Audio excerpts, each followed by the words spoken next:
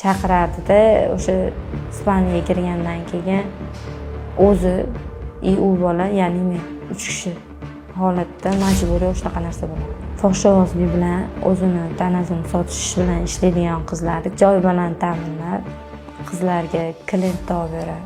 Ya'ni o'sha qizlarning o'rnida o'sha bitta ikkita o'sha klient topaman. Sen o'zing ishlaysanmi?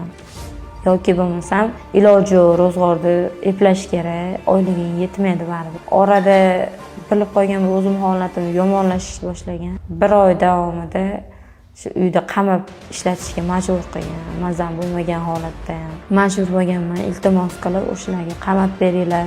Kechasida telefon qilib chaqirib, shunaqa klient bor. Kelmasang u qilaman.